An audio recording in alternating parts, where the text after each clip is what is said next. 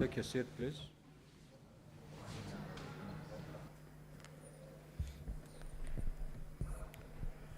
Now, honorable senators, I wish to report that I have, pursuant to Article 152 of the Constitution, as read with Article 145(2) of the Constitution and Standing Order 46(3) of the Senate Standing Orders, received a message from the Speaker of the National Assembly regarding the approval of a special motion for the removal from office by impeachment of His Excellency Rigathi Gachagua, EGH, Deputy President of the Republic of Kenya.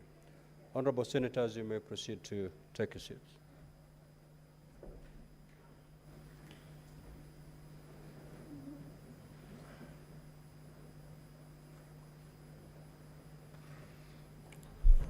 Honorable Senators, I did via Kenya Gazette number 13/170, volume CXX V1, number 157, dated the 9th of October 2024, appoint today, Wednesday the 9th of October 2024, at 9:30 a.m.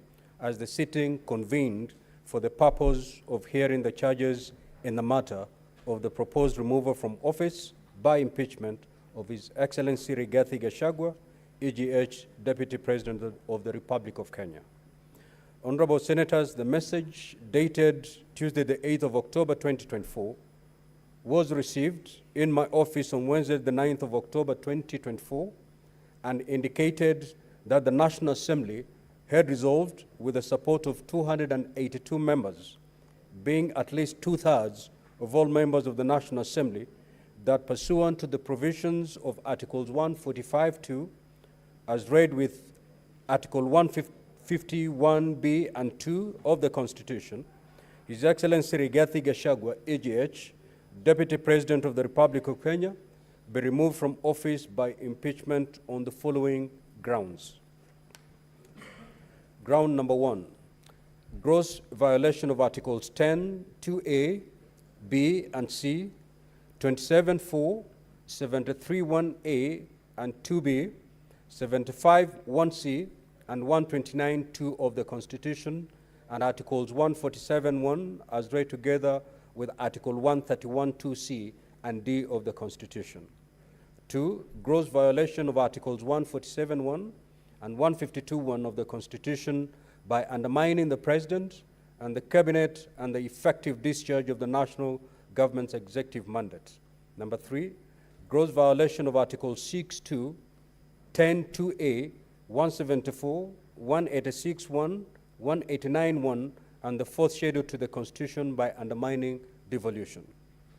4, gross violation of Article 161 of the Constitution on the institutional and decisional independence of judges. Number 5, gross violation of Articles 3(1) and 148(5)A of the Constitution on the fidelity to the oath of office and allegiance.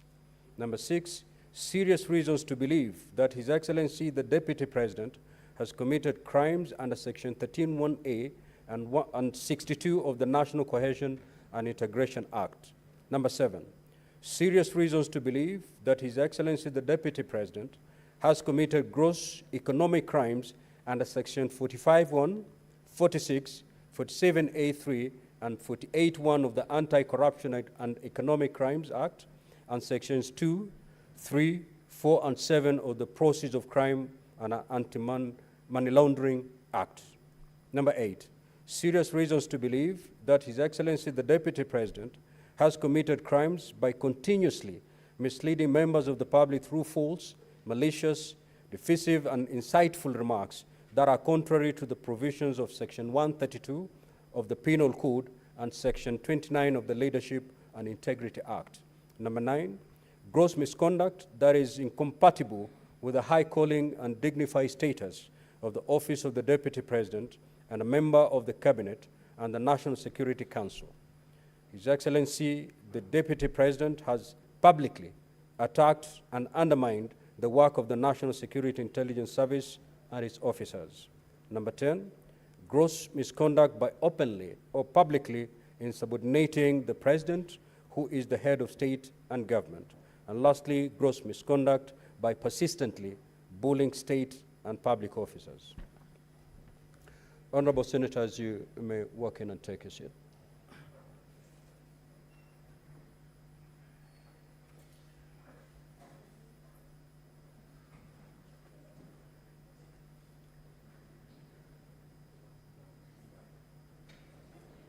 Senator Okoli, take your seat.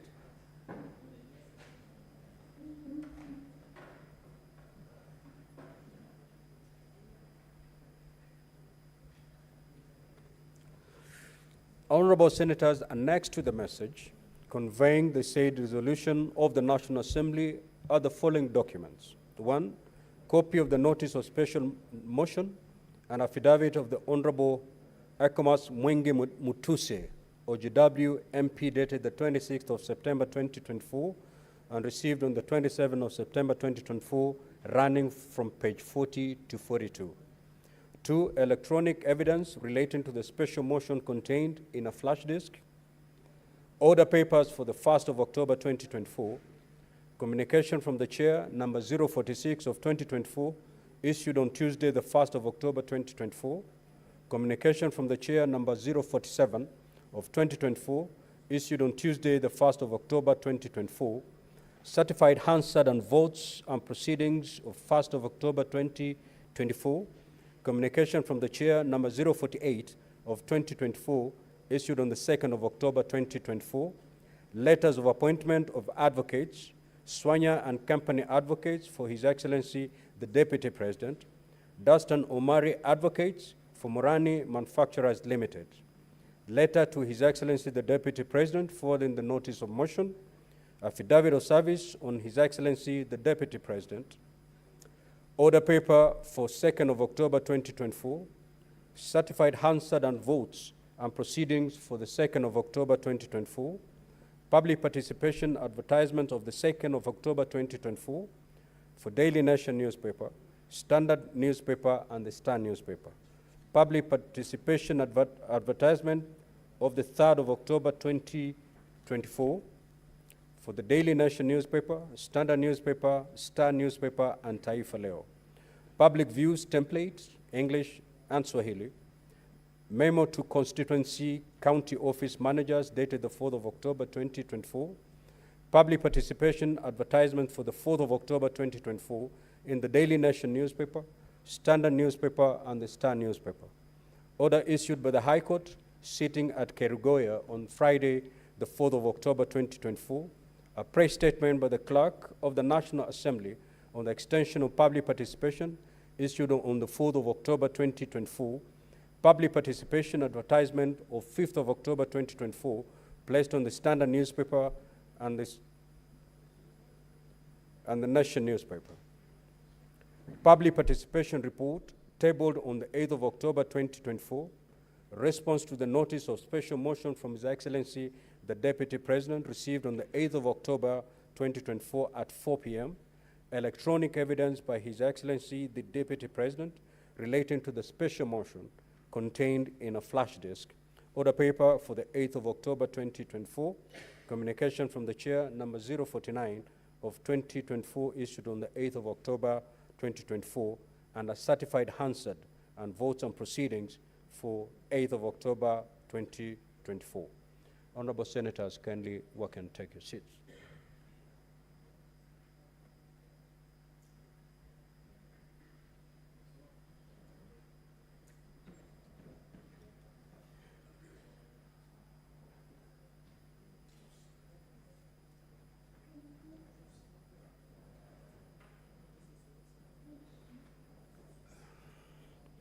Honorable Senators, this impeachment motion is unique and unprecedented, as it is the first ever to propose the removal from office by impeachment of a Deputy President of the Republic of Kenya. This moment calls for deep reflection on the critical responsibility of the Senate in investigating such proposal for removal of state officers from office. Senator Eddy, be attentive.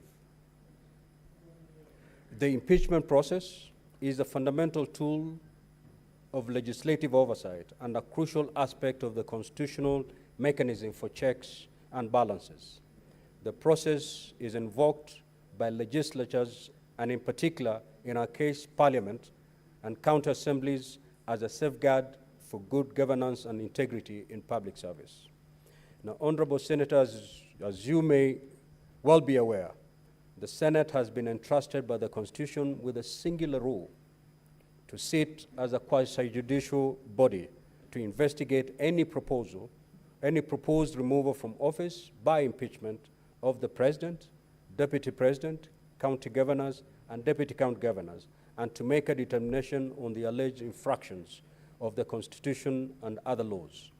As this matter comes before you, I cannot underscore enough the immense public interest that this matter has elicited, and for good reason.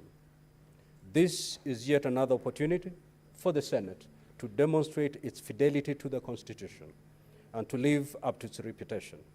It is therefore behoves the Senate as the trial chamber to maintain integrity and impartiality in this administration of justice, and to make a determination on this matter purely based on its merits.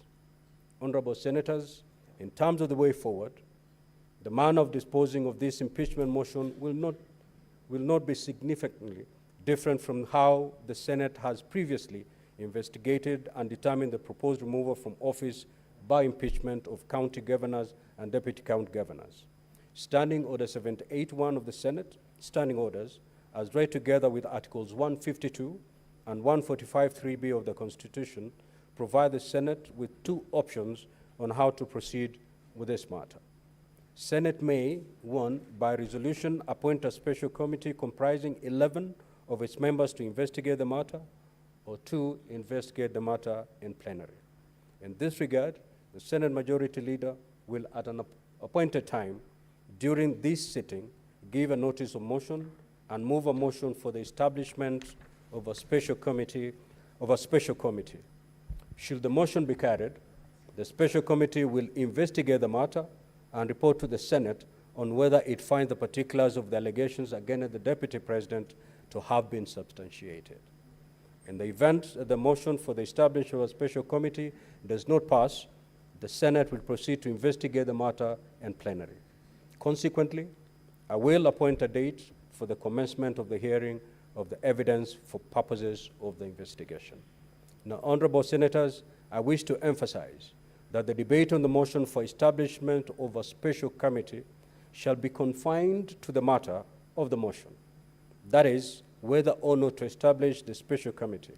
It shall be improper and out of order to debate the substance of the impeachment, its merits, propriety, prudence, or constitutionality, or legality of the process that have preceded the submission of the matter to the Senate. In the meantime, and during the pendence of this impeachment process in the Senate, I wish to caution honorable senators to desist from publicly commenting on the merits or demerits of the impeachment motion. Doing so will amount to anticipation of debate, which is an infringement of Standing Order 99 of the Senate Standing Orders. Honorable senators, to make it clear, it shall constitute gross disorderly conduct within the meaning of Standing Order 122 for a senator to make comments, whether written or spoken, in relation to the conduct of the Deputy President or the impeachment process, which is outside the confines of the impeachment proceedings, as such comments may prejudice the just outcome of this matter. As I conclude, I urge all honorable senators to stay true to the oath of office and exercise the highest level of responsibility on this particular matter. I thank you.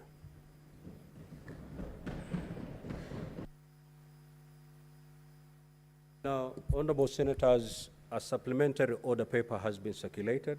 I believe it's been posted to your gadgets. You may now abandon the order paper that we have been using earlier on and switch to the new order paper. Clerk, you may now proceed to call the next order. Order number 6, notices of motion. The Majority Leader.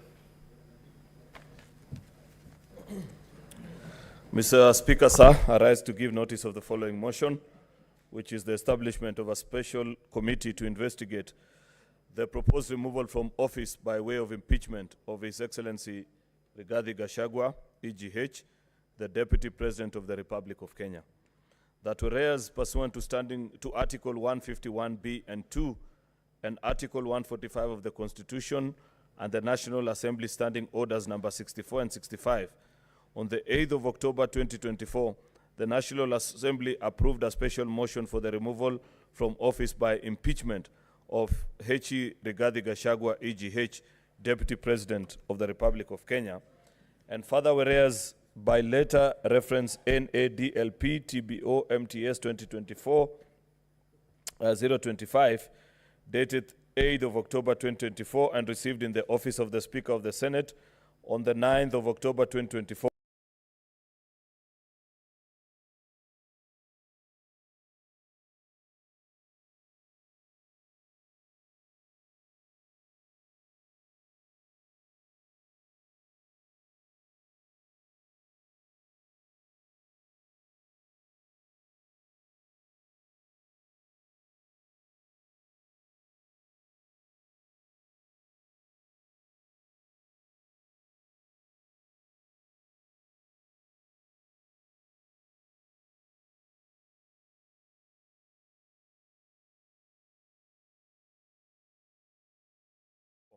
The Speaker of the National Assembly informed the Speaker of the Senate of the approval of the special motion by the National Assembly and further forwarded to the Speaker of the Senate documents in evidence of the proceedings of the National Assembly. And whereas pursuant to Article 145(3)(b) of the Constitution, as read together with Article 152 of the Constitution and Standing Orders 78(1) and 79 of the Senate Standing Orders, the Senate may by resolution appoint a special committee comprising 11 of its members to investigate the matter. Now, therefore, pursuant to Article 145(3)(b), the Constitution as read together with Article 152 of the Constitution and the Standing Orders of the Senate Standing Orders, the Senate resolves to constitute a special committee to investigate the proposed removal from office by impeachment of H.E. Rigathi Gachagua, EGH, Deputy President of the Republic of Kenya. I thank you, Mr. Speaker. Next order. Order number 8, motion, establishment of a special committee to investigate the proposed removal from office by impeachment of His Excellency Rigathi Gachagua, EGH, the Deputy President of the Republic of Kenya. Majority Leader.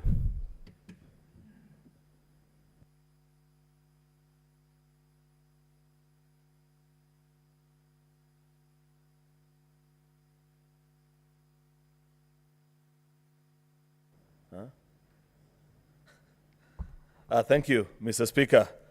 Mr. Speaker, there is a motion on I beg to move the following motion: the establishment of a special committee to investigate the proposed removal from office by impeachment of H.E. Rigathi Gachagua, EGH, Deputy President of the Republic of Kenya.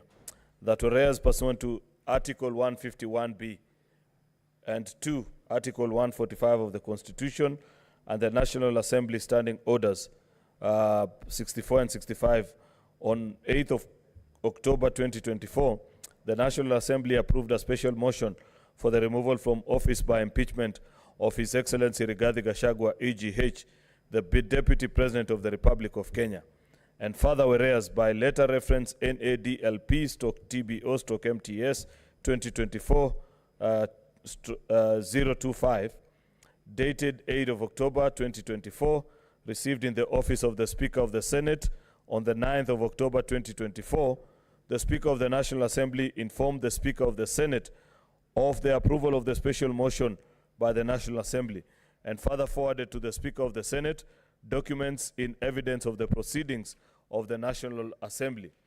And whereas pursuant to Article 145(3)(b) of the Constitution, as read together with Article 152 of the Constitution and Standing Order 78(1) and 79 of the Senate Standing Orders, the Senate may, by resolution, appoint a special committee comprising of 11 of its members to investigate the matter.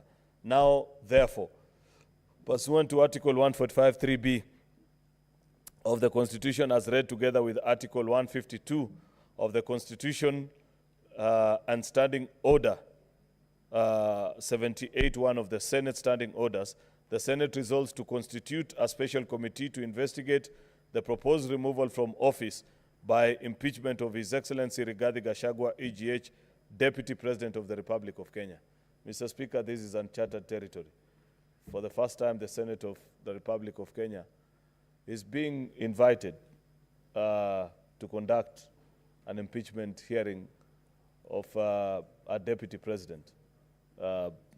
Much as this is constitutional, Mr. Speaker, it's the first time that this is happening. And there is a proposal before us as a House, as per our standing orders, to either consider this matter. We have two options as per our standing orders, to either consider this matter by a special committee or the plenary. The motion before us, Mr. Speaker, is a proposal to the House that we select 11 of our members from both sides of the House to consider this impeachment and advise us, Mr. Speaker.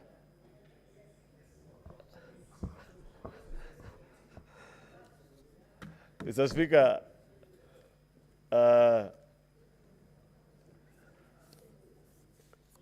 I don't know what is the excitement in the House. I have said already that this has never happened before, but that's the proposal, that should we, and I want to urge members to agree with me, that we elect 11 of our wisest and most trusted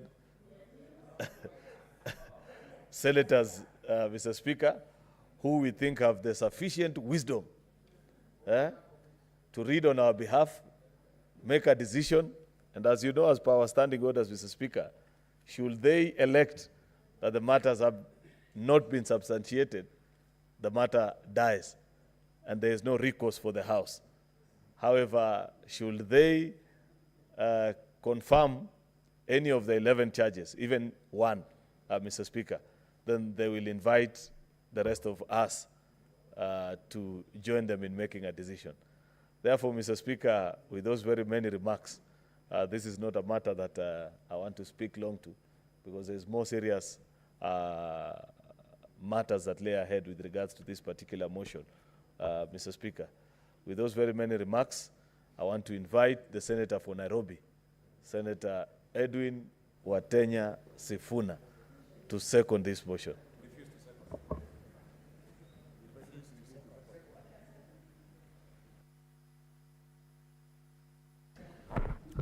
Thank you, Honorable Speaker. As you have indicated in your communication, indeed this is a matter that is extremely unique, that has elicited immense public attention, and therefore, Honorable Speaker, given the mood of the House and especially on the minority side, I respectfully decline to second that motion.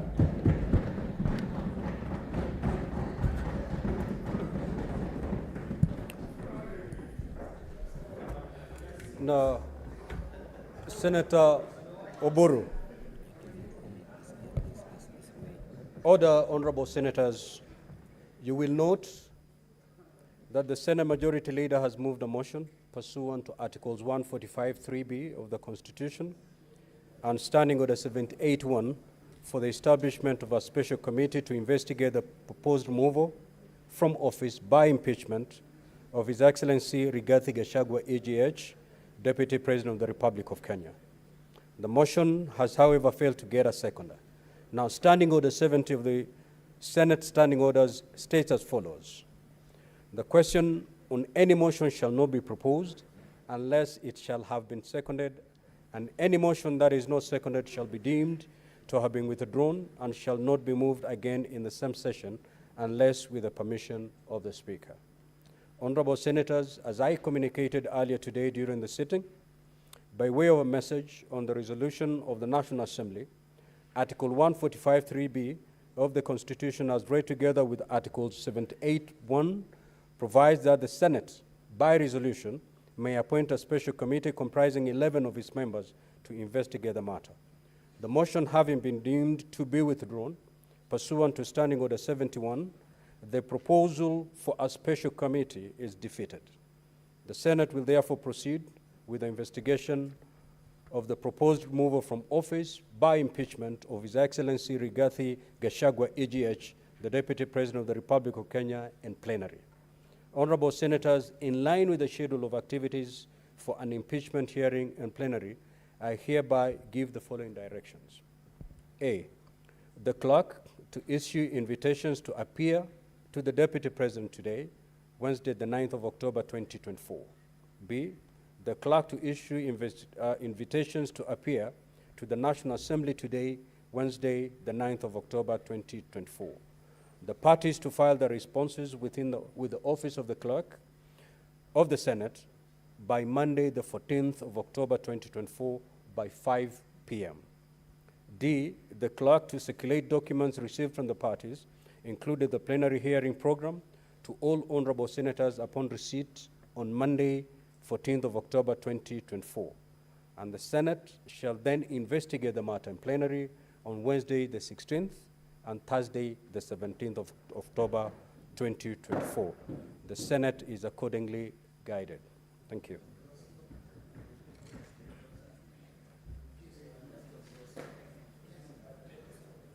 Any clarification, Senator Fernandi?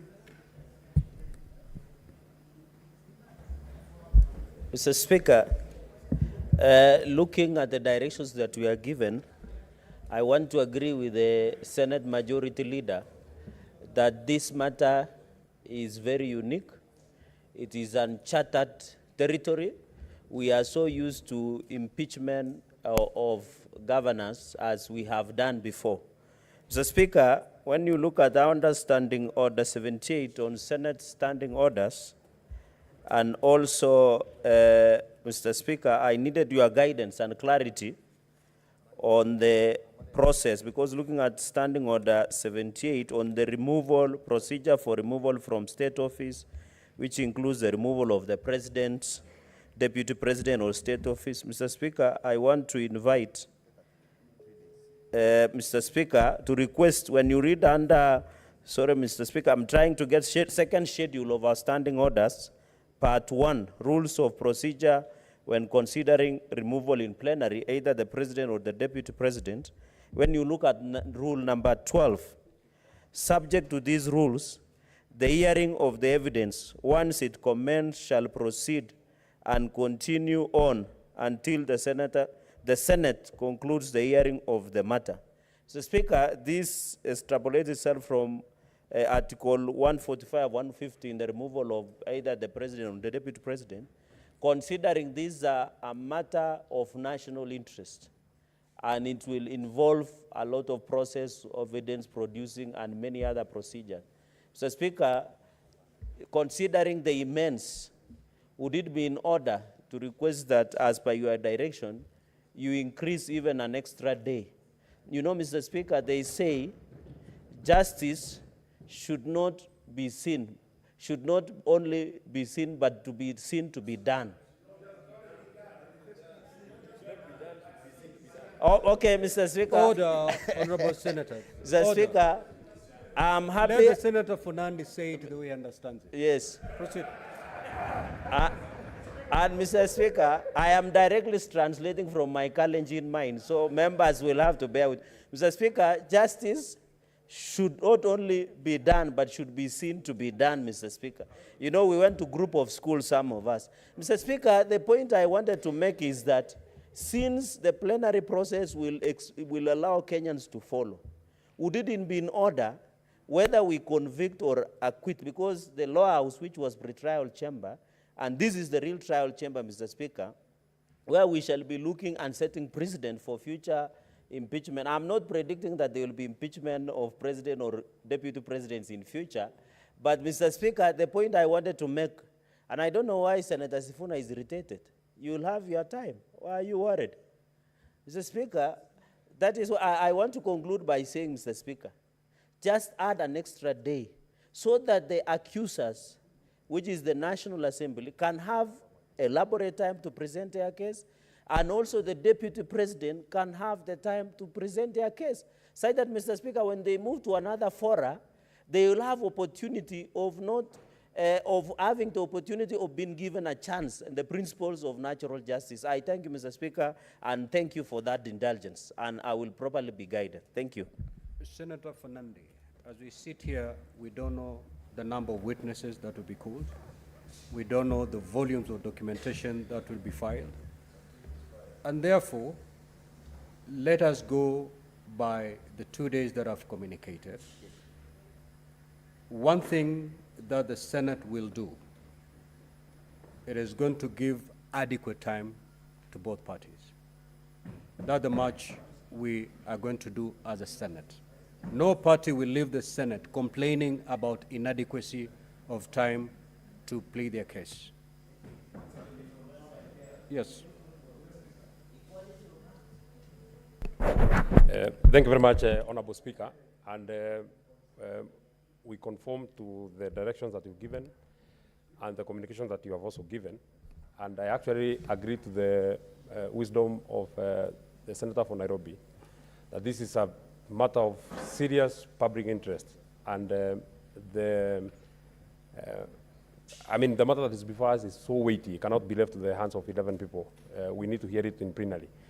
And I also want to plead, based on two arguments, Honorable Speaker, looking at the communication that you've read, the number of grounds that have been set that are founded in this motion, Honorable Speaker, of impeachment.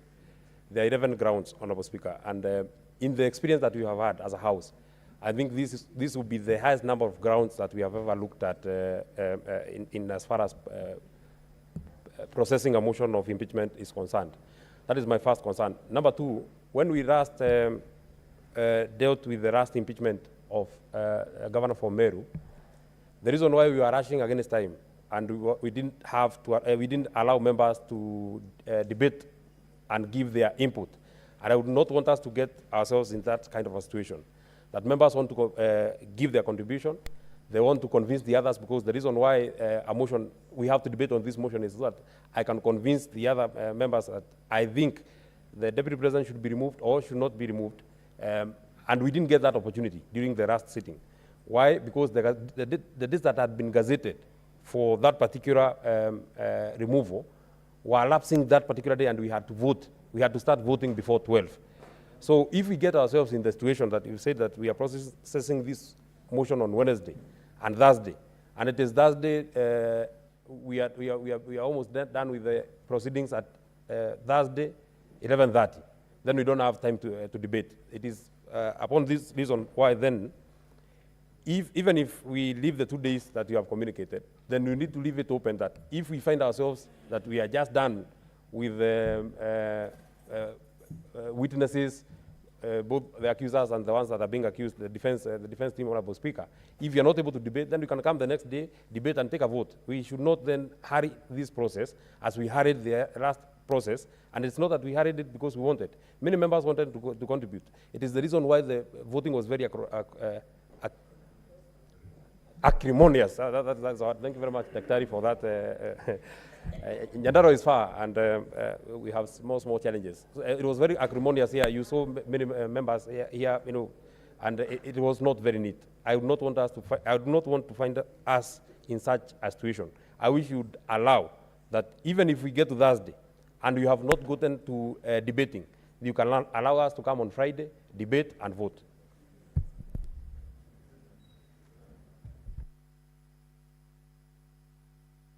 Yes, Senator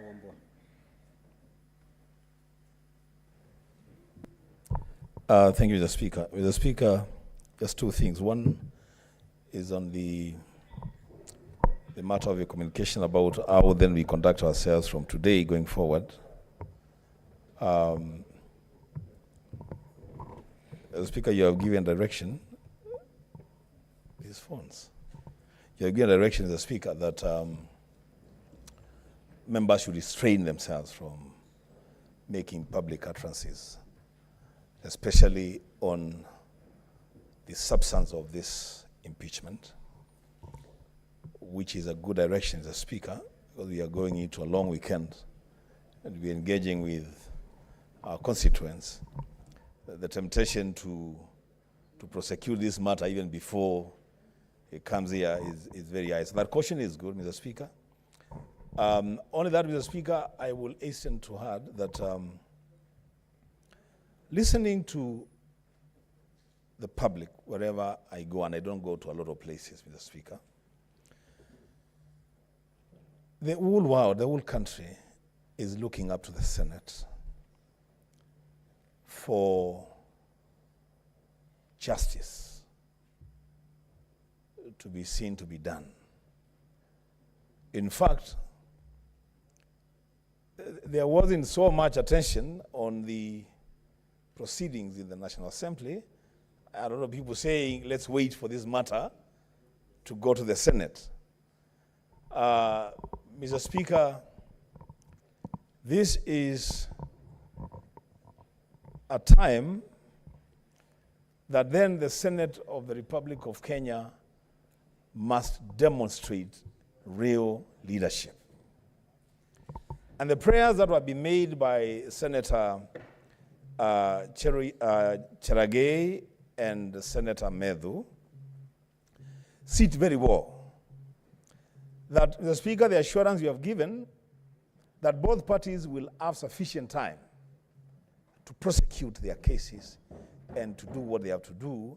Mr. Speaker, let that assurance also go out that the judges sitting on this matter will also have sufficient time to reason, to caucus. Mr. Speaker, and when there is need for even members to take time off, 30, 40 minutes, to caucus and steer this thing properly. So, Mr. Speaker, we don't have, I would really hate to see a situation where we end up the way we did with the Kawira case, the Governor Kawira case, where the last minute of voting is so chaotic, Mr. Speaker.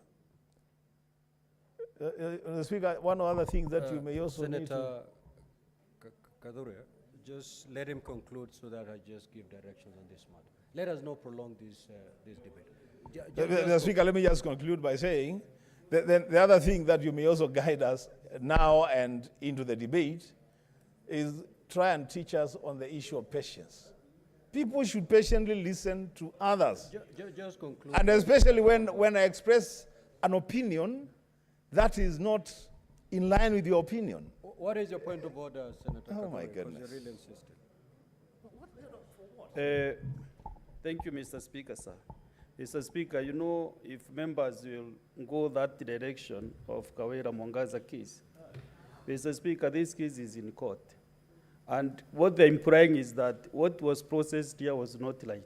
Did you like so it is not it is not standing very well, Mr. Speaker, sir, because this matter has not been determined in the court.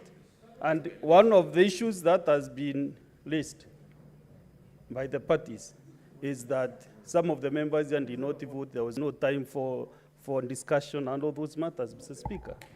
So I think it will not be fair to the Meru County community if we discuss this matter now, because it is an issue which is in court, Mr. Speaker. Good. Honorable Senators, we shall conclude. No, it's me to conclude, Senator Wambua. Now, this is my direction, and it's very much what I've already directed. Honorable Wambua, which floor I have taken away from you? So, Senator Wambua, you're out of order and leave the chamber now for the rest of the day. Leave the chamber. We need to be orderly in this matter. We're going to handle a very heavy matter. We cannot have any senator heckling the speaker. As we go to this impeachment, you need to behave, Senator Wambua. Leave the chamber now for the rest of the sitting. Leave the chamber. Leave the chamber. Leave the chamber, Senator Wambua.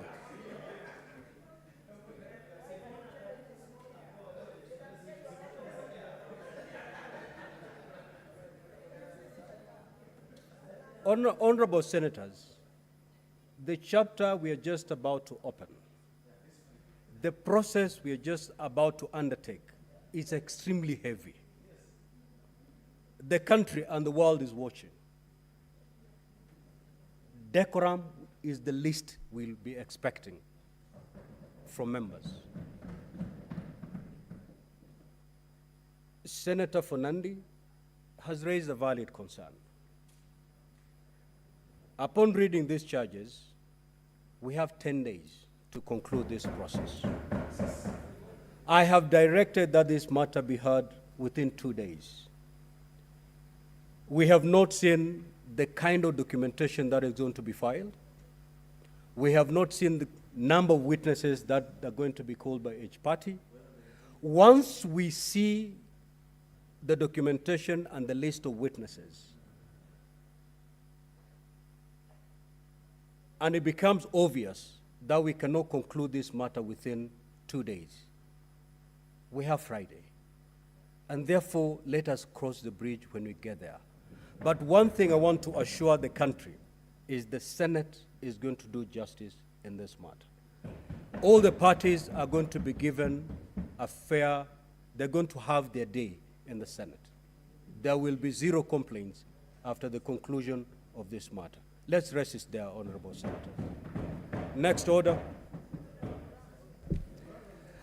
Order number 9, procedural motion to hold sittings on Monday, 14th October 24, and alter the hours of meeting on Tuesday, 15th October 2024.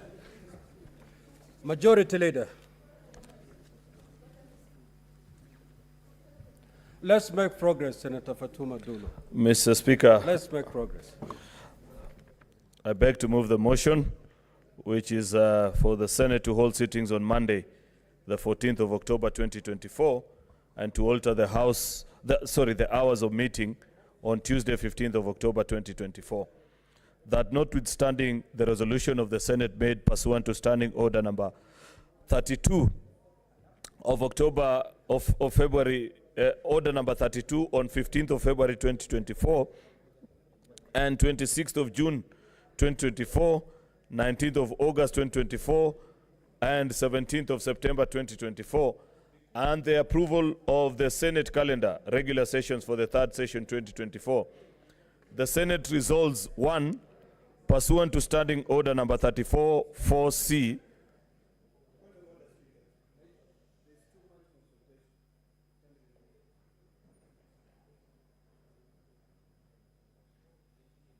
Majority Leader. thank you. May the Majority Leader be heard in silence. Pursuant to Standing Order number 34, 4C, to hold its sittings on Monday, the 14th of October 2024, starting at 9 a.m.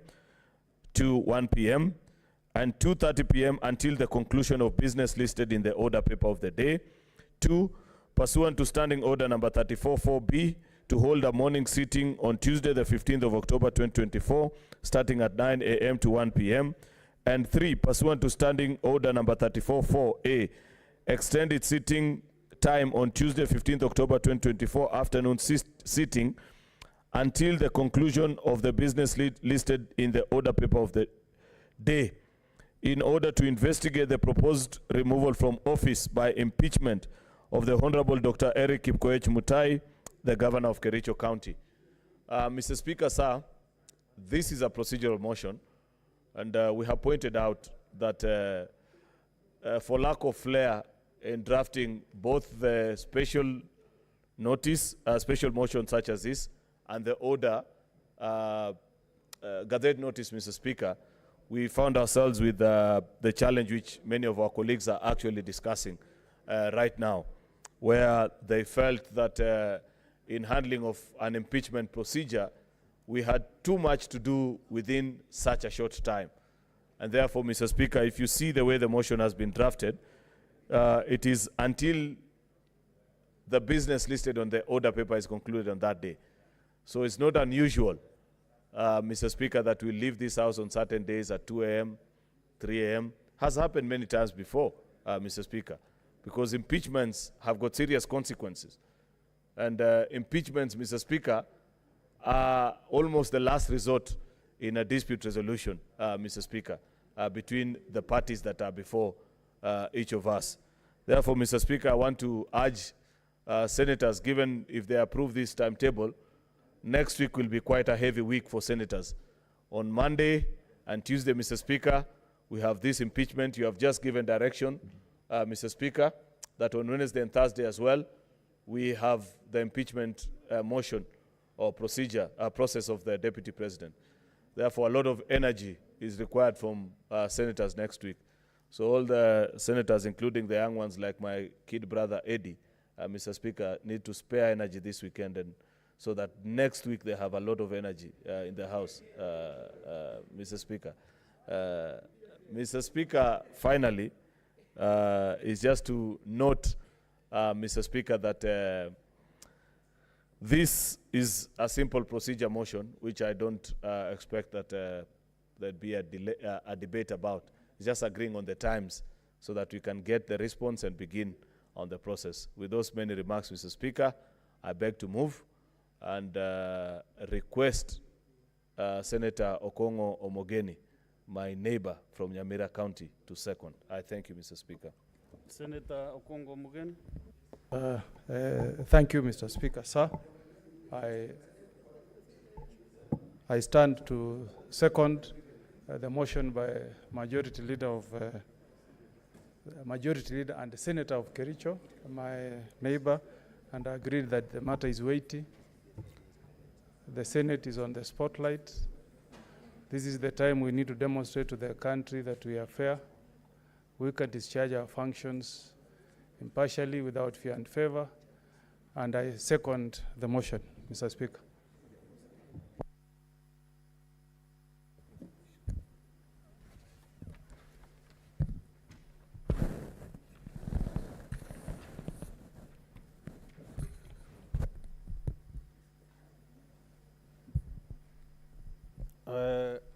Honorable Senators, I propose the question that, notwithstanding the resolutions of the Senate made pursuant to Standing Order 32 on 15 February 2024, 26 June 2024, 19 August 2024, and 17 September 2024 on the approval of the Senate calendar regular sessions for the third session 2024, the Senate resolves: 1. Pursuant to Standing Order 34 4C, to hold sittings on Monday, 14th October 2024, starting at 9 a.m. to 1 p.m. and 2:30 p.m. until conclusion of business listed in the order paper of the day.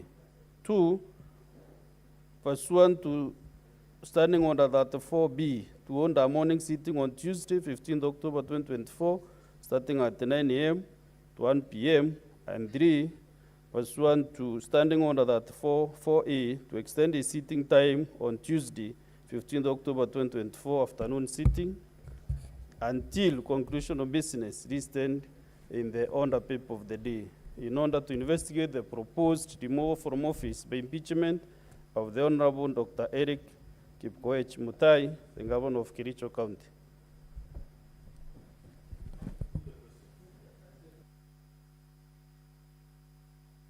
Honorable Senators, I can see a few senators lined up here on my screen.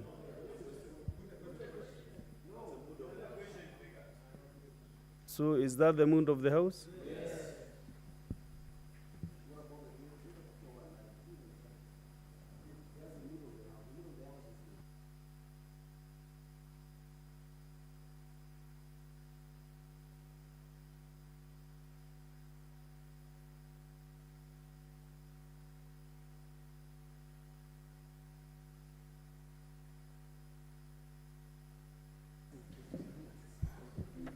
Now let me hear the wisdom of Senator Sigei Wakiri.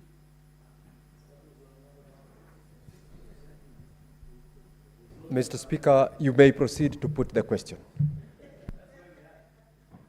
Senator Andan Dulo Fatuma.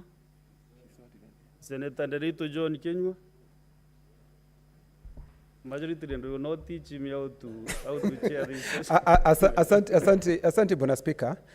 Bwana Spika, mimi nasumbuka kwa sababu tayari tumejitia katika kitanzi, kwa sababu tayari tumesema zile siku ambazo tutakuwa tumezitenga ndio tuweze kujadili mswada huu. Bwana Spika, ni vile tukijipata katika ule mjadala alafu kutakuwa na masuala mengine nyeti. Bwana Spika, naona tutajipata katika tu ile sehemu ya kwamba hatuna muda wa kutosha kuyaangazia yale masuala kindani, kwa sababu tuwezi tukasema tutaenda siku ile nyingine ambayo ni siku ya Wednesday, kwa sababu tayari tumeitenga kwa shughuli nyingine tofauti. So, kwa hivyo Bwana Spika, ninasema kuendelea mbele Bwana Spika, pengine tumekuwa tukijipatia muda zaidi, lakini naunga mkono Bwana Spika. Kwa hoja hii Seneta Kinywa, kwa hoja hii tuko nayo, iko wazi kabisa ya kwamba Jumanne tarehe 15 afternoon sitting tutakaa mpaka tumalize biashara, business listed in the order paper of the day. So that is why the majority leader and Vice Senator Okech to preserve more energy over the weekend, so that even you can sit up to 6 a.m. on Wednesday morning until we clear the business that will be listed on the order paper. It is not specific on the day. It is until the business on the order paper is concluded. So it is not specific to midnight on Tuesday. It is until we clear the business. So I think you can also familiarize yourself with the order paper before or even when the question is put. Honorable Senators, I put the question that notwithstanding the resolutions of the Senate made pursuant to Standing Order 32 on 15th February 2024, 26th June 2024, 19th August 2024, and 17th September 2024 on the approval of the Senate calendar regular sessions for the third session 2024, the Senate resolves one, pursuant to Standing Order 34-4C, to hold sittings on Monday, 14th October 2024, starting at 9 a.m. to 1 p.m. and 2:30 p.m. until conclusion of business listed in the order paper of the day. And two, pursuant to Standing Order 34-4B, to hold a morning sitting on Tuesday, 15th October 2024, starting at 9 a.m. to 1 p.m. And three, pursuant to Standing Order 34-4A, to extend its sitting time on Tuesday, 15th October 2024, afternoon sitting until conclusion of business listed in the order paper of the day, in order to investigate the proposed removal from office by impeachment of the Honorable Dr. Eric Gachagua'S Mutai, the Governor of Kericho County. Will as many as of that opinion say aye? Aye. Will those of the contrary opinion say nay? The ayes have it. Next one.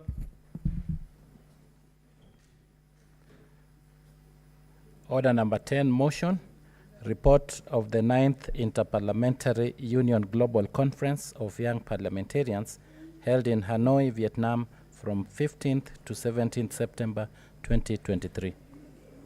Senator Mevdu was to move this motion, but I cannot see him around. Next order. So this motion is deferred until next time that will be allocated.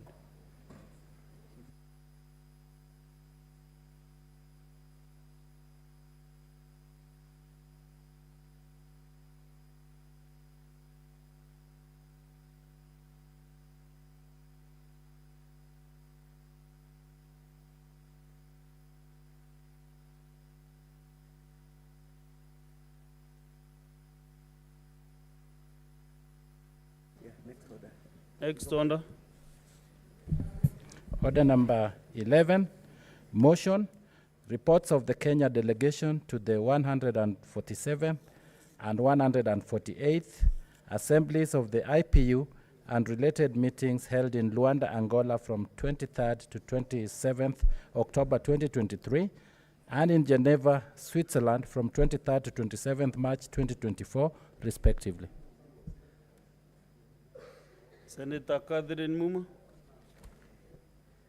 Honorable Speaker, thank you. I wish to move the motion on the reports of the Kenya delegation to the 147th and 148th assemblies of the International Parliamentary Union, IPU, and related meetings that were held in Luanda, Angola, from 23rd to 27th October 2023, and in Geneva, Switzerland, from 23rd to 27th March 2024.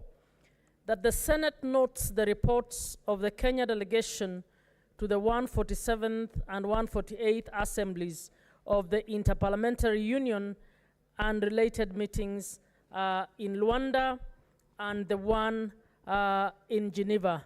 Honorable Senators, Honorable Speaker, just key to note that the Kenyan delegation is represented in 5 committees by different members, including John Kiarie, who is in the Committee to Promote Respect for International Humanitarian Law. We have Honorable Naisula Lesuda, member of the Committee on Sustainable Development. We have Honorable Millie Odhiambo, who is the President of the Committee on the Human Rights for Parliamentarians. And then we have Honorable Rebecca Tonkei, who is a member of the Committee on the United Nations Affairs. Honorable Speaker, in the meeting in Luanda, I was appointed to be a member of the Working Group on Science and Technology. And the key activity in Luanda was the appointment of the Right Honorable Speaker Ackson Tulia from Tanzania as the first woman president to the IPU. And the Kenya delegation participated actively in the campaign to ensure that that seat came to East Africa. Honorable Speaker, in the Geneva meeting, one of the key issues that was discussed in the working group on science and technology was the preparation by IPU of a charter on the ethics of science and technology, so that parliamentarians can now start being involved in policies relating to matters, science and technology, especially issues of ethics of things like artificial intelligence. And Mr. Speaker, as we are speaking this week, the IPU meeting will begin in Geneva this week. Unfortunately, we will not be able to attend because of the impeachment program that we have, but the charter developed by this working group will be discussed. One of the things that is being recommended, Mr. Speaker, is parliaments around the world to start forming committees on science and technology to ensure that the scientists and parliamentarians can have conversation so that parliament can give guidance in terms of policy, and scientists can also engage with them so that we don't have science going rogue that is going to harm human beings. Mr. Speaker, I support. I submit. I lay the reports.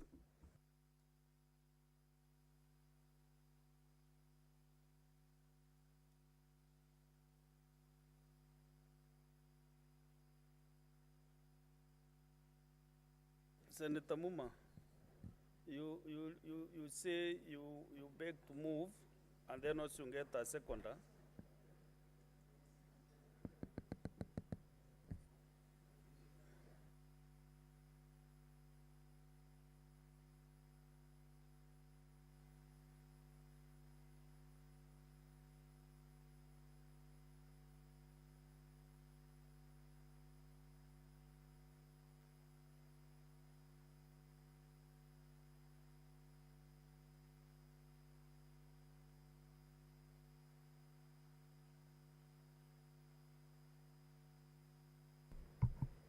Apologies, Mr. Speaker. I wish to ask Senator Omogeni to second. Thank you. Just pronounce yourself that you beg to move, then you ask him, request him to second.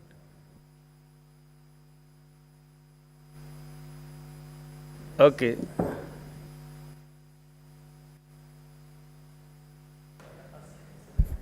I beg to move and ask Senator Mogeni to second. Senator Later your Kwango report to Mgeni. one. Yes. And members, the reports are on our gadgets, so you can just check and get something to speak. Yes, thank you, Mr. Speaker. Mr. Speaker, I stand to second the report on the 147 Assembly of the Interparliamentary Union meeting and related matters that was held in Rwanda, Angola, that has been tabled by Senator Catherine Muma. Mr. Speaker, we live in a community of nations, and this initiative is very important among parliaments. It does a very good work, Mr. Speaker, because we cannot live in an island, Mr. Speaker. We need to measure what we are doing with what our brothers are doing in the neighboring countries, Mr. Speaker. And we hope, Mr. Speaker, as we send our members of parliament to these committees, we can deal with some of the serious issues that are affecting countries, especially, Mr. Speaker, issues of corruption. Mr. Speaker, when I used to serve in EACC, countries were trying to discuss, Mr. Speaker, how you can ensure that money that is being moved from one country to the other is discouraged by nations. I was seeing a debate, Mr. Speaker, on a TV station this morning, and the senator for Kisii was disclosing that there are governors who have bought 8 flats in a country in Europe called Spain. And he was appealing to the Ethics and Anti-Corruption Commission to ensure that issues dealing with corruption are dealt with decisively, and the money that is sent to our counties is used for the benefit of the people who reside in counties. Issues dealing with climate change, Mr. Speaker, you can see the kind of floods that we are seeing in the US, Mr. Speaker. We need to be conscious that as a country, Mr. Speaker, we need not only to take care of our country called Kenya, Mr. Speaker, but that we need to also borrow from what we are seeing happening in other nations, Mr. Speaker. If we don't protect our environment, Mr. Speaker, we are exposing ourselves to risk. Issues like the threats that we face from terrorism. Mr. Speaker, before terrorists hit our nations, I remember that whenever we used to escort our brothers or relatives to the US, we used to walk inside the airport to escort them right to the entry to the airport. But because of terrorism, Mr. Speaker, you cannot even access, you can't enter the airport, Mr. Speaker, because of what terrorism has done to the country. So this is a very important, Mr. Speaker. We need to preach peace. We need to have tolerance among various faiths. In this house, Mr. Speaker, when I look at Senator Faki, I look at him as a Kenyan brother. I don't look at him as a Muslim. And I'm sure he also looks at me as a Christian, Mr. Speaker. We need to encourage people in the human race to live as brothers and sisters. So with those few remarks, Mr. Speaker, I second this motion and pray that we can be a country that can preach peace. Nobody's happy with what is happening in the Middle East. We are not happy with the escalation of war in the Middle East. When there is war in the Middle East, the effects affect many countries. I hope that the UN, the United Nations, can push for a peaceful resolution with the disputes we are seeing in the Middle East, Mr. Speaker, so that Palestinians, Israelis, the people in Syria, and all those countries, Mr. Speaker, we want to see them live in peace, Mr. Speaker. When I was a young child, I used to hear about Palestinian Liberation Organization led by Yasser Arafat. Now I'm almost becoming a senior citizen. The disputes in the Middle East are still ongoing. The wars that we used to see in Angola, you still keep on hearing about war in Angola, Mr. Speaker, the war in Chad. We need to see the universe having countries that can live in peace, where we are all brothers and sisters who can cross from one border to the other, like what's happening within the European nations, where you can move from one country in Europe to the other. I wish that can extend to the whole world, Mr. Speaker. I don't need to queue to the American embassy seeking for a visa, reporting that 6 a.m., pay a whooping, I think close to 100,000 before I can get my visa to travel to the US. We need to accept that the human race, we are created by God as one person in the Garden of Eden, and that is the spirit that we should see world over. So, Mr. Speaker, I second. Thank you. Honorable Senators, Honourable Senator, can wait a bit. I'll give you 1 minute to close the door.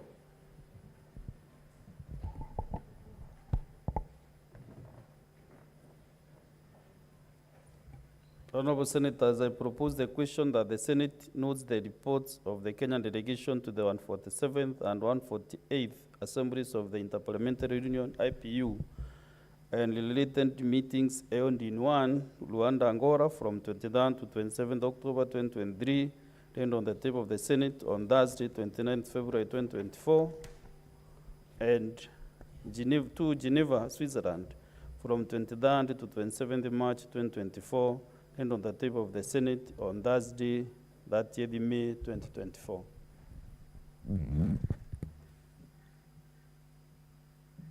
I'm now inviting senators to contribute to this very, very important report on interparliamentary union.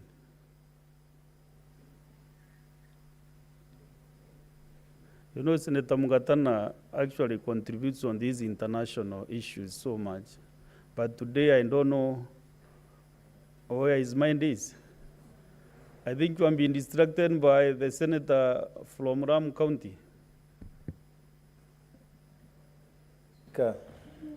Because this is similar to what you do in the Yes, Mr. Speaker. in the African Parliament. Mr. Speaker, I want to thank you for giving me the opportunity to debate the report of the Interparliamentary Union that was held in Angola, Luanda, Angola, from 23rd to 27th October 2023. Mr. Speaker, as you have correctly talked about, there is a very big role that parliaments all over the world play in terms of cooperation, coordination, and ensuring that the representatives of the people around the world come together and discuss issues that are relevant. Mr. Speaker, on this meeting that was held in Luanda, a lot of things were discussed, Mr. Speaker. A lot of things were discussed, but I would like to dwell on the issue that focused on global food security. Mr. Speaker, there are many challenges, and it was recognized by the parliaments that were seated in Luanda, Angola, that many parliaments in many parts of the world are affected by the problems of food insecurity. Mr. Speaker, there are lots of problems. The world is not being able to feed itself, and there are people who are living in areas that are frequently hit by climate-related disasters. And Mr. Speaker, during this meeting in Luanda, there was a focus on what was happening in the El Nino time, at that time, Mr. Speaker. And there was a relation in these discussions about droughts that had increased. And at that time, Mr. Speaker, they were talking also about the cycles of the droughts and the El Nino phenomena that was affecting food production and jeopardizing even stability of food supply across the world. Mr. Speaker, these parliaments also discussed the impact of COVID-19 pandemic, that so many people were not able to access their farms, so many people were not able to be engaged usefully so that they can produce food. And Mr. Speaker, apart from the climate issues, the question of the COVID pandemic was discussed. Mr. Speaker, other problems, including the increase on the prices of fertilizers, was also discussed.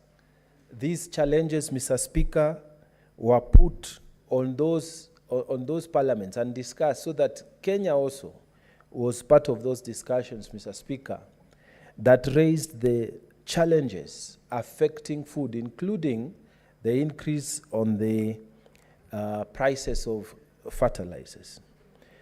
Mr. Speaker, the general conclusions of our members of parliament who went there, who participated in this conference, in this interparliamentary union meeting, was that there was need for them to come back home, and on this issue of global food security, there was need for them to come back home and communicate to their governments that fresh efforts need to be put so that, Mr. Speaker, an emphasis on food production, on stability of food supply within their own countries, so that each parliament, when they discuss there, they're supposed to come here, and then we also approve these reports, and these reports are taken to the relevant government departments to implement. So one of the important things that was discussed was the global food security. And Mr. Speaker, the resolution was that we need to come back home and tell our governments, and in this particular issue, is to talk about the strategies that the government of Kenya, like other governments, would take on new strategies that will ensure food security within their countries. Mr. Speaker, during those discussions in Angola, a total of 22 delegates took to the floor to share their experiences and insights concerning the concerning the pressing issues of ensuring a stable and sustainable food supply for the world's population. Mr. Speaker, concerns were given from the global north, from the global south, and all these delegates, Mr. Speaker, they were able to explain their experiences, Mr. Speaker. And I have given the general challenges that we had and were explained in these debates. Every delegate explained what was happening in their home countries, Mr. Speaker, and what they thought strategies that could help in terms of ensuring that food stability is achieved within the continent. Mr. Speaker, there are many strategies that were given. Some of them we are already employing, And we know our Department of Agriculture in this country is doing what it needs to do to ensure that we have food, enough food supply for this country. But one of the things that was discussed as a strategy and that needs to be emphasized here in Kenya is that we need, Mr. Speaker, to involve our youth in production that is agricultural production. Mr. Speaker, for a very long time, people used to think that it is unfashionable to go into agriculture. Our children, and even in our generation and the generation that followed us, a lot of people would aspire to be professionals in various fields, in engineering, in the practice of law, like I did, in medicine, in architecture, and all these other big professions. Mr. Speaker, as we went on, the other generation that came after us, they would aspire to be IT specialists. They would aspire to open companies in that area that was practically new at the time, in our time, and maybe go into technology-oriented businesses. But very few people, Mr. Speaker, would aspire to be top agriculturalists. People would aspire to inherit the lands from their parents and make them productive.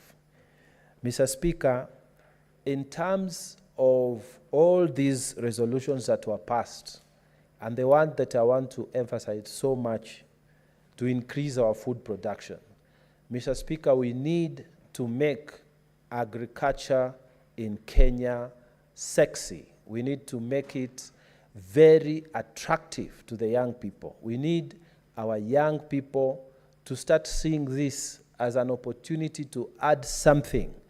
Instead, Mr. Speaker, of just thinking of opening a kiosk to sell cigarettes or something, we need to actually tell our young people that agriculture is a good thing that you can do. If you don't want to do agriculture to produce crops, we need to go into other forms of agriculture. People are raising chickens, people are raising farm animals, people are doing all manner of things around the space of agriculture. Mr. Speaker, some of the people who have really made it in this life are people who have been selling eggs, are people who have been doing business around wheat farming, are people who have been doing business around maize growing, are people who have been supplying the Kenya Meat Commission. We need to carry out a massive re-education of our minds. We must tell our children that it is good to actually be able to feed yourself.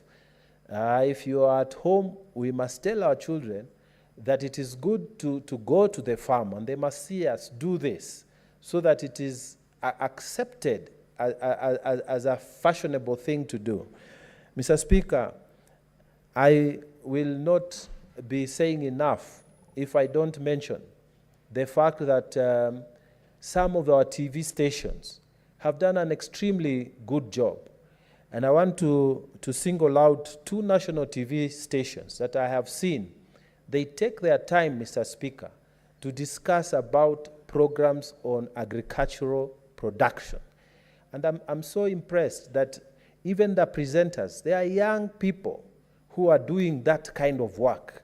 And Mr. Speaker, the prayer is that we will be able to push this idea, that it will be acceptable amongst our children, and it be fashionable, so that once they accept these ideas, Mr. Speaker, they will be able to go into agriculture, food production, and hopefully, Mr. Speaker, as we increase our own production within our own families, within our own villages, within our own wards, within our own constituency, we become secure, then the country as a whole will become secure. And this is the message that parliamentarians are sending to the government of Kenya when we met here.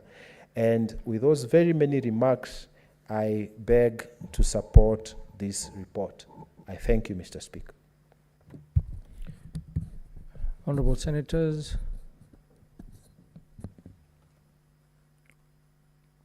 there being no other senators wishing to contribute, I call upon the mover to reply. Senator Muma. Thank you, Honorable Speaker. And I would like to thank Honorable Mungatana and Honorable Mogeni for contributing to this motion.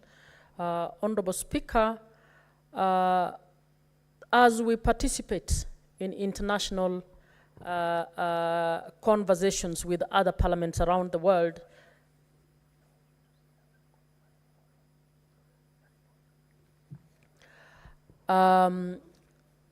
as we attend these meetings, I wish to bring it to the attention of the House that these are spaces that are extremely important because we get to learn what is happening around the world and we borrow from each other and develop and strengthen international cooperation, particularly cooperation around the parliaments of the world.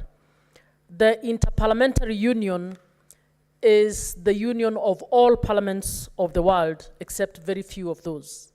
Mr. Speaker, as we have met in during this session, very key issues have been discussed, including peace and security, and how the different nations can come together to strengthen the rules and regulations that we have internationally on peace and security, the rules and regulations around matters food security, rules and regulations around sustainable development, rules and regulations on other issues, particularly emerging issues.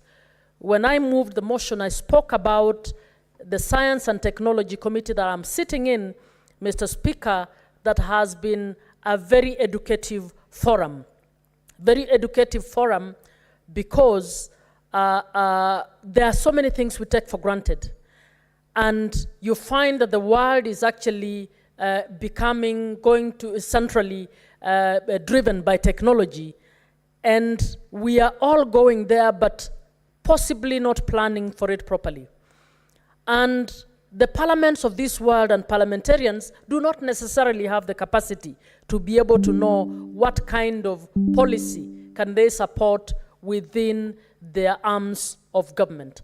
So these sessions enable us to be able to converse and to be able to see how to move legislation in these areas.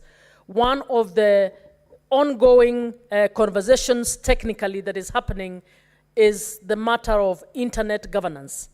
Honorable Speaker, I don't think anybody is moving serious legislation and policy around internet governance in this country. And internet governance is a complex issue that would require that we refocus, knowing that internet actually makes the globe a one center. Because with internet, you are able to access information, not just from your own country, but from other countries. And we need to be able to think on how we can have complex regulations that can ensure that as we use internet, as it enables us to move on many fronts, that it will also be able to be a safe space, particularly for those who are vulnerable, including minors. We would not know how to do these things unless we deliberately are trained on this. And I'm not aware of, at the Kenya level, any trainings that our own parliament or PSC has put in place to guide us on understanding the complex scientific areas that require that we regulate. Mr. Speaker, in the Angola meeting, one of the things that came up, one of the resolutions that was moved by the Committee on Democracy and Human Rights was a resolution on orphanage trafficking. And this, Kenya actually had 6 amendments to this resolution, and we actually managed to get 5 of them taken up. And when I came back home, Mr. Speaker, I'm happy to report that I have actually, with the support of the legal department, we are drafting an amendment to our Child Trafficking Act, because in that act we never contemplated trafficking that happens around the orphanage. Mr. Speaker, a lot of child trafficking is happening, and you will be amazed or shocked that part of what is happening is people will set up institutions in the name of helping children, but those institutions are being used to traffic children out of one country into another. So this is a conversation we've had in IPU, and we have resolved that as the countries go back, one of the ways of strengthening, ensuring that we police against child trafficking is to strengthen our laws on orphanage trafficking. And I have put in place something in regard to that. As I had said earlier, I'm also hoping that both National Assembly and the Senate can think of a way of coming up with committees that address science and technology in terms of impacts of technology on human rights as we move on. And I believe that as we continue to participate, we will be able to improve on legislation here. Mr. Speaker, as I finalize, I would like to make a plea that usually we participate in the big assembly meetings of IPU, of the Commonwealth, of the Pan-African Parliament. I want to state that before the big meetings, we have technical committees where the technical issues are discussed. And usually we are not facilitated to participate in that.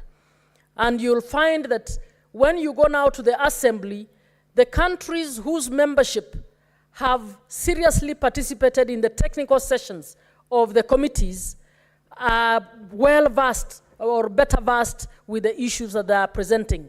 So I'd like to request that the Office of the Speaker consider that in some of these meetings that we will be able to facilitate members to participate in a few of the technical issues, particularly those that are drafting issues that come before the Assembly. I therefore wish to thank my colleagues for contributing to this motion, and I wish to ask that to request the Speaker to defer the putting of the question. Thank you very much. Thank you, Senator.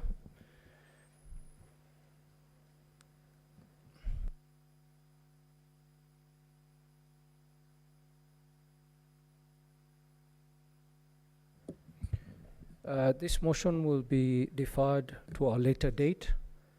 Next order. Sorry. Order number 12, motion. The report of the Kenya delegation to the extraordinary session of the 6th Parliament of the Pan-African Parliament held at the Gallagher Convention Center, Midrand, South Africa from 20th to 27th March 2024. Senator Mungatana. Thank you, Mr. Speaker, for giving me the opportunity to move. This will be a very brief one. And I will request the Honorable Catherine Muma to second me. Mr. Speaker, we had the session of the Pan-African Parliament in South Africa. Mr. Speaker, the Pan-African Parliament is an important parliament because that is where all African nations come together to discuss the issues that affect Africa. Mr. Speaker, previously, those presidents who held a vision to bring Africa together and create a united Africa, the likes of Kwame Nkrumah, the likes of Julius Nyerere, and the likes of many of these presidents who came together, they wanted to create a government, a system that would enable consultations at government levels. Mr. Speaker, once the governments agreed, it was deemed necessary to have another body where the peoples of Africa can be seated together to discuss on behalf of the representatives of the people. So then a parliament was then created, and this is where we are, the Pan-African Parliament. So Speaker, I head that delegation, but members of the delegation include our own Senator Professor Margaret Kamar. Also from the National Assembly, we have Esther Passaris, Joseph Kalasinga Majimbo, and Rehab Mukami. So the 5 of us, like all other nations, the 55 countries of Africa, we sent 5 people there. Mr. Speaker, the delegation participated in an election. This was an extraordinary meeting which was called so that we can have an election. And Mr. Speaker, so that the country can know what happens. In Pan-African Parliament, we follow the African Union parliamentary, the African Union principle of rotation, so that if the president of the Union, of the Pan-African Parliament comes from the Southern Caucasus, in the next time it is the Eastern, in the next time it is the Northern, and we go on rotating like that. So these elections were done, and Mr. Speaker, it was a successful election. It brought order to the Parliament of Africa, and Mr. Speaker, it is good to note that the new committee that was elected, which we call the Bureau there, is President Honorable Chief Fortune Zephania Charumbira. The first Vice President was Honorable Professor Masuda Mohamed Lakdaf. The second Vice President was Honorable Ashabir Wale Georges Gayo. And the third Vice President was Honorable Lucia Dos Passos. Fourth Vice President was Honorable Jija Mamar Mahat. So, Mr. Speaker, it was a brief session, and there were some issues that made the Parliament not to work for some time, but after this election, those issues were resolved, and Pan-African Parliament was able to move forward. And I want to take this opportunity to thank the entire delegation that we went there. We worked very well, and we made sure that Kenya was well represented during these campaigns and even during these elections in every part. Mr. Speaker, before I sit, it's important for me to say the following, that we had an important engagement with our High Commission in South Africa. And Mr. Speaker, the High Commission in South Africa has expressed its desire that we make it clear that Kenya and South Africa have had a long relationship. Since when South Africa got its independence, or its first democratically elected president in 1994, we've had good relationship with South Africa. But when it comes to trade, the message is that we are still having a very unfavorable balance of trade between the two nations. South Africa, although Kenya is a big economy, but South Africa is exporting to Kenya high value items, like they have a BMW factory there. So when they sell these things, all our agricultural and whatever products, they measure little as against the value that they send to this country. So it is time that Kenyans, and this is the message from the High Commission, it is time that Kenyans take up opportunities that have been provided in South Africa. We have signed a bilateral that allowed favorable trade so that Kenyans who are going to South Africa to do business are never disturbed. And Kenya also took the opportunity to not to require visas, just like now we don't require when we go to South Africa. South Africa followed it. So we have opportunities for those who think they can make a life to go there. So aside from the Pan-African meeting that we did, we also visited the High Commission, and the High Commission has asked us to encourage our people to also look at opportunities down in South Africa. With those very many remarks, I know I had asked the Honorable Catherine Muma to second, but I have seen, yeah? Okay, so I will then ask Honorable Muma to second the motion. I beg to move, Mr. Speaker. Thank you. Senator Muma. Thank you, Honorable Speaker.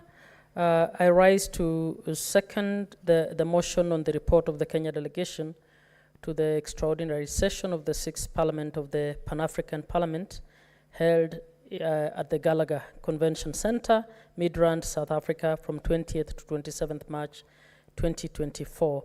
Mr. Speaker, as I have said in the earlier conversation, these meetings are very, very important, and they add to expanding our knowledge as parliamentarians and to come up with the ideas that can help us to inject a newness and inject innovation, drawing from what other parliaments are doing around the world. The Pan-African Parliament in particular, Mr. Speaker, is one where I think we can do a lot more. And even as colleagues participate in this forum, I wish to urge them to help to bring the conversation of expanding trade in Africa a lot more. Mr. Speaker, it is strange that some West African countries have to go to Europe before they come back to East Africa. It is strange that a number of countries in Africa get simple food products all imported from Europe. When, Mr. Speaker, I think the food produce that Honorable Mungatana was speaking about is plenty on the African continent. And if we open the routings, trade routings across Africa and amongst the African countries, Mr. Speaker, we will actually enrich our continent much faster. So I would want to request that our colleagues on on the Pan-African Parliament steer the conversation and spearhead a conversation that can actually see an open Africa where we are trading with each other more and we are focusing a lot on intra-Africa trade than the opening up trade elsewhere. I therefore second, Mr. Speaker. Honourable Senators, I propose the question that the Senate notes the report of the Kenya delegation to the extraordinary session of the 6th Parliament of the Pan-African Parliament held at the Gallagher Convention Center, Midrand, South Africa, from 20th to 27th March 2024, laid on the table of the Senate on Wednesday, 24th April 2024. Senator Margaret Kamar.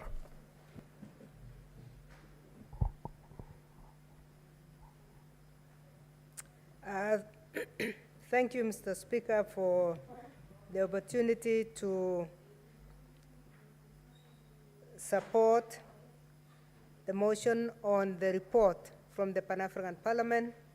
As has been mentioned by our chair and our very able leader of the delegation, the Honorable Mungatana.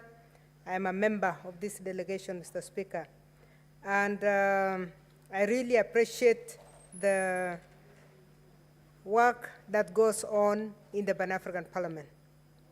It is out of the coming together of the African nations that we can realize the real development of the continent. As was mentioned by the Honorable Senator Catherine Muma, it surprises you that the closures of boundaries, the boundaries that we have today, have disadvantaged the continent more than it has helped. It has destroyed neighborhoods, and at the moment, Mr. Speaker, we are at the point of discussing the African Free Trade Area. You will notice, Mr. Speaker, that the boundaries, the borders between countries in this continent were established by the colonialists, not by the Africans themselves. So families were separated. And these boundaries are either roads or rivers or lakes. So they make absolutely no sense. And one very good example, Mr. Speaker, is the river that divides Uganda and Kenya, which divided the Awori family. So we have our own former president in Kenya, Moody Awori, on the side of Kenya. And the time when he was the vice president in Kenya, we had a minister in Uganda called Agri Awori. His own brother, one father, one mother, following one another in birth. But because the river divided their land, and they had both sides of the land, some were called Ugandans, and others were called Kenyans. This is true for most neighborhoods along the boundaries in the continent of Africa. So as the heads of state are now discussing the unification as far as trade is concerned, to enable free movement of goods and free movement of persons, it is the thing that is going to develop the continent. Because this boundary issue is what has caused enmity between peoples who were friends. It has created tension between people who didn't even know what it means to have a name called a country. So, Mr. Speaker, I want the senators here to note that very soon we are going to come to this House to request for ratification of the protocol on the African Free Trade Area after. And that is going to be a breakthrough for the continent. There are a number of protocols that we hope can be ratified soon. We have the Malabo Protocol that has not been ratified in this House. We have a number of other laws, model laws that are developed by the Pan-African Parliament. In the Pan-African Parliament, Mr. Speaker, one of our projects is to develop model laws. Why model laws? We develop model laws because we are developing standards that we expect different countries to go and adopt. Now, when we pass model laws in the Pan-African Parliament, it is expected that every country will use the same model law to introduce amendments to their own laws so that we have some standards. And I want to say, to mention just a few areas where we need standards, Mr. Speaker. We need standards in mining so that the laws of mining and exploration can be the same. We know that Africa is very rich when it comes to minerals. But because of the different approaches to mining, because of the different ways in which policies have been crafted in the different countries, it is very easy for one to mine in Uganda, sell in Kenya, using a completely different regime. And this becomes very, very dangerous because then you have smugglers coming in. Because if it is easier to mine in Kenya and go and sell in Uganda, then the policy in Kenya allows you to mine and sell and does not allow you to sell in the same manner that a neighbor sells. It is very easy for one to use the policies and the rules in one country to their own advantage and move to the next country to do the same. Mr. Speaker, I'm mentioning mineral resources because one of the things that is now coming up in the Pan-African Parliament is that there is need to add value. And we need to have a standard way of adding value, because we know that we have lost a lot as a continent, because we have not been able to add value to the natural resources that we have. What is the implication? The implication is that we have sold things very cheaply as a continent, and we go back and import the same after they have been value added more expensively. So we are the original owners of the products, but then we only enjoy a product that has been added value more expensively. And that will make the continent remain very poor. Mr. Speaker, we have a model law that has come on agriculture, which I hope, again, we'll be able to adopt and cause our own laws to be changed as a House. We are happy because Esther Passaris, who is a member of the Pan-African Parliament, is a member of the Agriculture and Rural Development Committee, and she is going to table the model law and transmit it to this House. And once it comes to this House, we will use it to amend, because we know agriculture is dominantly devolved, and this is the House that should make decisions. So there are many other laws that are coming. We are coming up with laws that to do with trade. Mr. Speaker, I sit in the Trade Committee, and we are working on the issue of the free trade area currently, and we are really pushing hard to make sure that this continent becomes open. We know that there is, within the agreement of the African free trade area agreement, it is clear that when we have about 8 members having ratified, they are allowed to proceed. And we are going to urge the East African community to proceed with that. We know that currently we have the customs union between the East African countries. And again, even as we are working on that, one of the objectives of the African Union is to make sure that the regional economic blocks, like the East African community, can integrate further and be the role models when it comes to integration.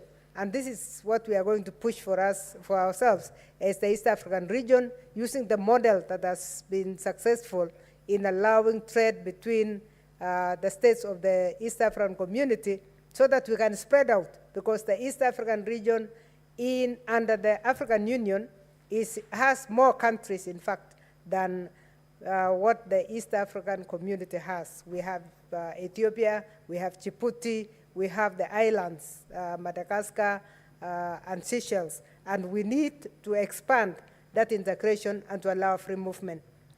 Mr. Speaker, we are proud as Kenya that the head of state made a pronouncement that people, the Africans, anybody from the continent of Africa can get into Kenya without a visa. That if you, for any country that still has to do anything, you do your processing even at the airport. This is what we are looking for under the African Union, and this is what the Pan-African Parliament is pushing for. We are pushing for free movement of persons, we are pushing for free movement of goods, so that we can trade between ourselves better, and we open the airspace, because unless we open the airspace, Mr. Speaker, it becomes extremely expensive for an African to move within the continent. One of the things that we are looking at right now to enable the free trade is looking at the infrastructure. The infrastructure requires that we have railway lines connecting, railway connectivity between countries in the continent. We want to have road networks between the country. We are very, very happy that with the candidature, as a delegation, we are very happy with the candidature of the Right Honorable Amolo Odinga. The main reason is that he was in charge of the African infrastructure before. So the priorities that he had put in place are the priorities that are now at the committee stage, when we are telling ourselves we need to have road networks, We need to have rail networks so that we can have a railway line that starts from Cape Town all the way to Cairo. Then we have rails from Nairobi all the way to the west, to Senegal. These are some of the things that were emphasized when our own candidate, Raila Amolo Odinga, was in charge of infrastructure. It is our prayer as a house that he will win that position so that he moves this ahead. Mr. Speaker, may I finally say we are very grateful as a delegation that we have been given the opportunity to take up this great responsibility, and we believe that with the leadership of the Honorable Mungatana, we will even participate more and we will give more reports in this House so that the House can be moving with us. With those remarks, Mr. Speaker, I support. Thank you, Senator Esther.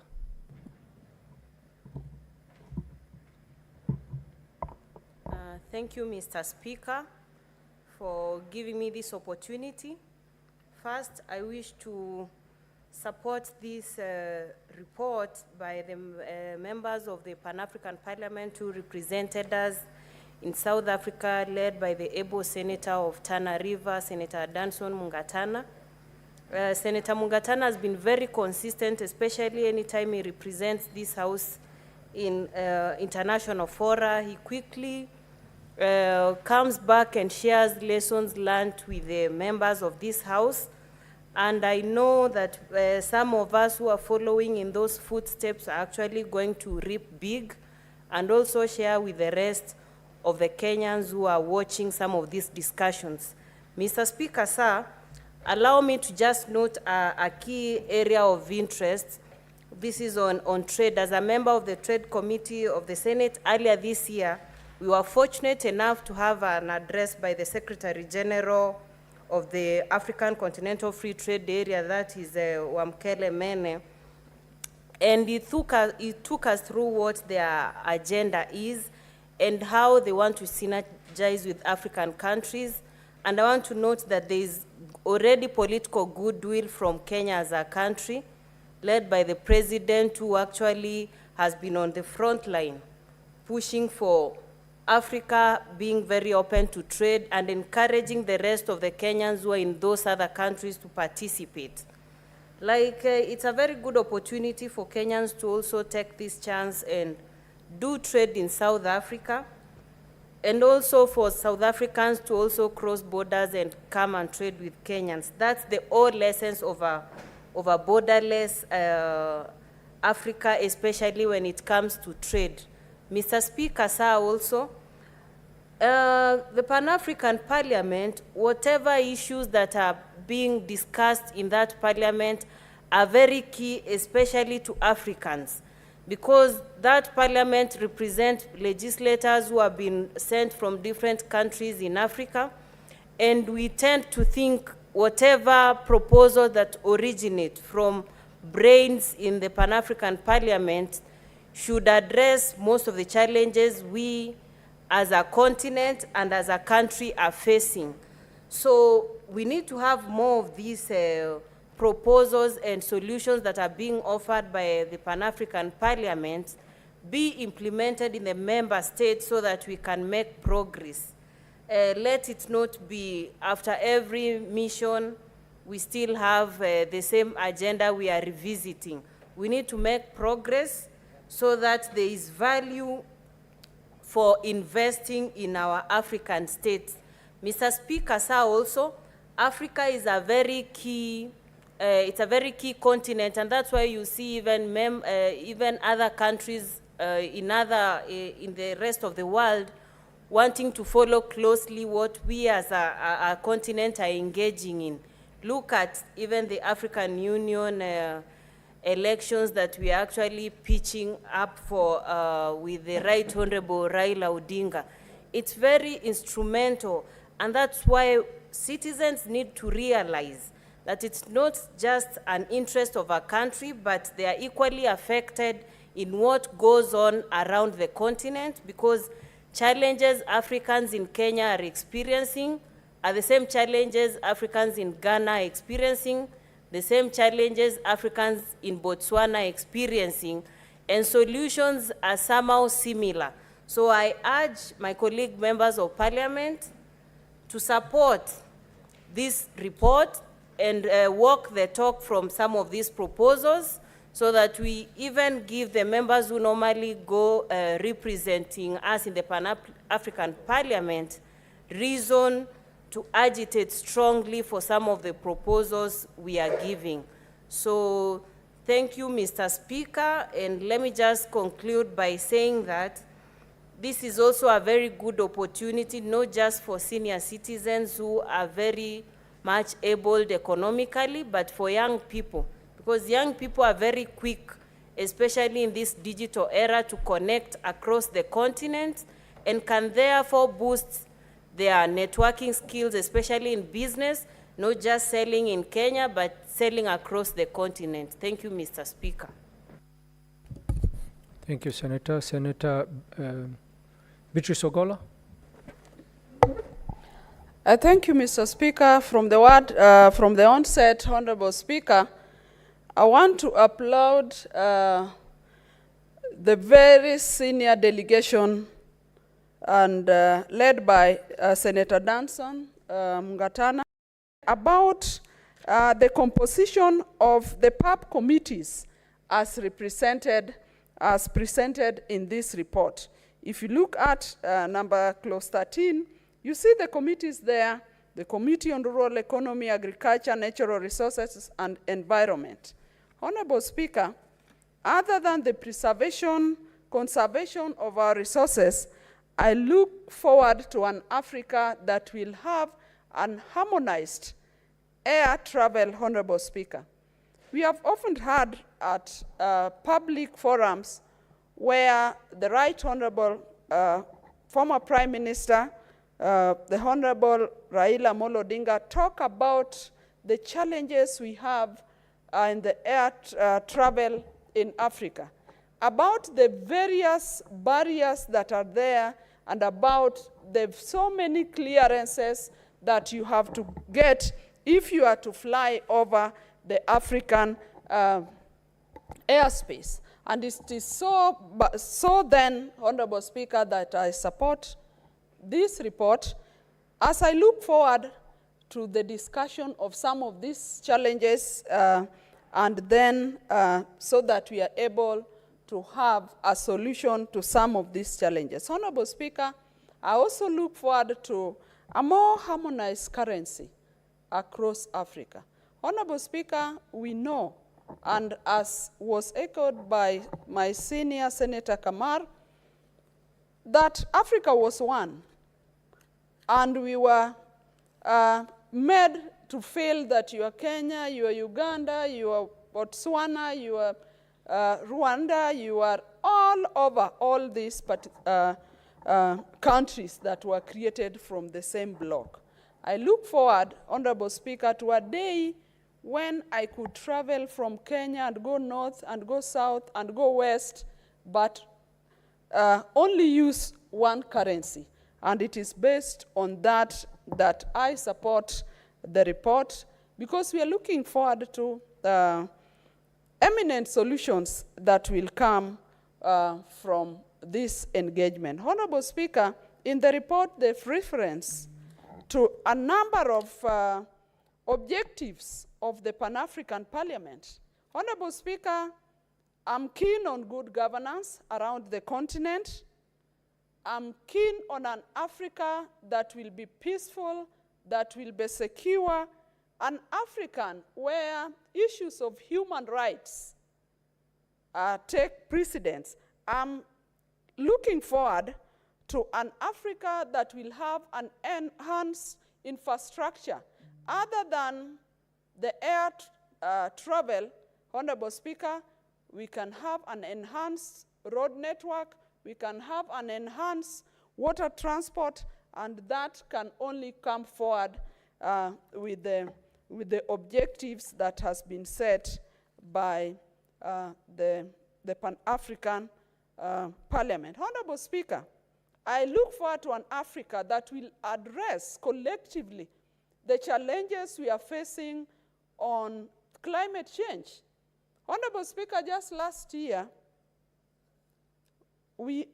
some of us attended COP28, and we are looking forward to engagement, a world engagement on COP29.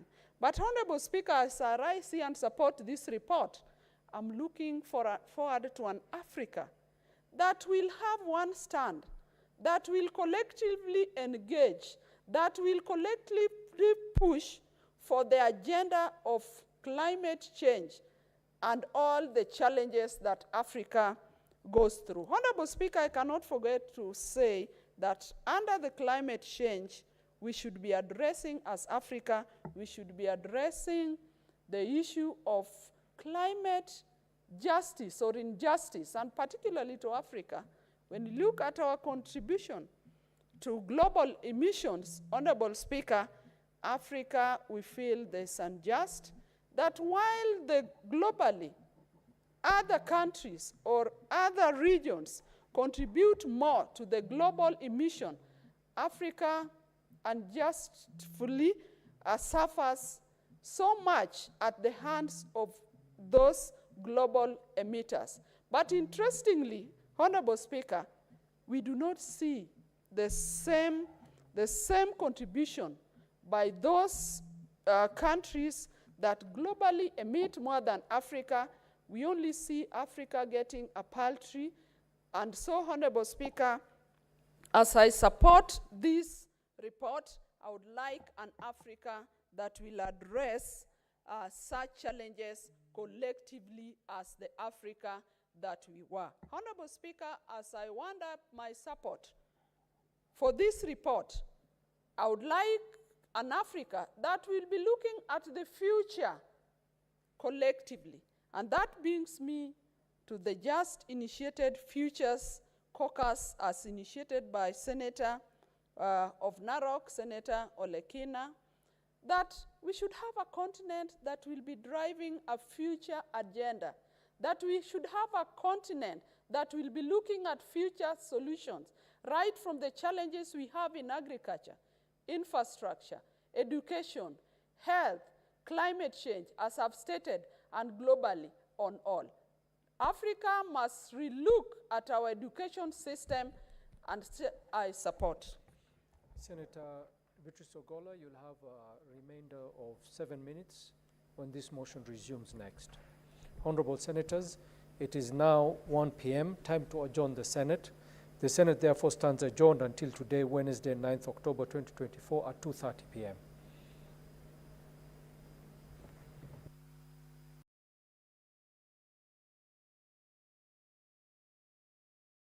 %92 of people who have tingling or numbness in hands or feet are missing the warning signs of decaying nerves. An urgent message to anyone who suffers with tingling and numbness in their feet and hands. This discovery can finish the anguish for good and protect you from serious conditions. Top neuropathy expert Dave Stevenson has uncovered the real root source for nerve cell regeneration, which has nothing to do with prescription meds or changes. In reality, the more time that nerve damage persists, Secretary will be responding to a question by the Nairobi City County Senator Honorable Edwin Sifuna, and this is with regards to the staffing levels by cadre at the Kenya Embassy in Washington, D.C., the 2 consulates in Los Angeles and New York, and outline the roles of staff serving in each cadre. Also explain how the staffing levels have impacted the operational efficacy of the said diplomatic missions, and clarify whether there are any plans to deploy additional staff, and whether the Cabinet Secretary could also explain the delay in the issuance of national identity cards to Kenyans residing in the United States of America, and state what the ministry is doing to resolve the issue. That is the sole a question from a member as listed in the order of business for today. Of course, you understand that there are usually supplementary questions from the other members, but they have to be linked to questions from